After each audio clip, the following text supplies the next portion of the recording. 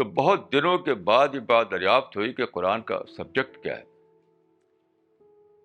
یہی وجہ ہے کہ لوگ قرآن کو پڑھتے ہیں لیکن قرآن کی عظمت لوگوں کے دماغوں میں نہیں بیٹھتی.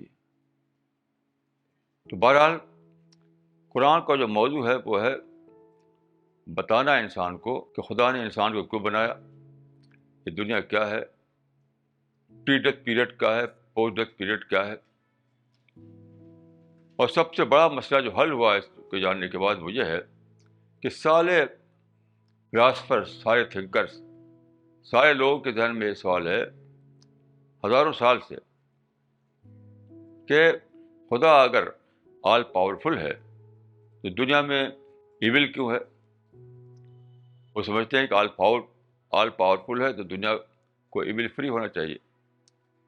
ہر طرف خرابی ہے, ہر طرف ایول ہے. جیسے گیبن جو بہت بڑا ہسٹورین تھا تو اس نے کہا history of mankind is little more than register of crimes.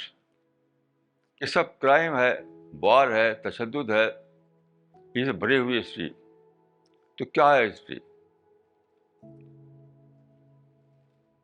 تو یہ ایکسپلین ہوتا ہے اس بات سے جس کو وہ لوگ ایول کہتے ہیں. اور سب سے بڑا جو سمجھتے ہیں کہ سب سے پروف ہے خدا کے نہ ہونے کا, نعوذ باللہ, وہ یہ کہ دنیا میں ایول کیوں ہے. تو کریشن پلان آف گاڈ کا جو کانسیپٹ ہے وہ اس کو ایکسپلین کرتا ہے. ایول نہیں ہے, یہ ہے مس یوز آف فریڈم کا فنامنا. ایول نہیں ہے وہ. اللہ تعالیٰ نے انسان کو دنیا میں رکھا ٹیسٹ کے لیے تو فریڈم بھی دیا, اس کو آزادی بھی دیا. آزادی دیا تو اس کو مس یوز کرنا بھی اس کو حق ہے.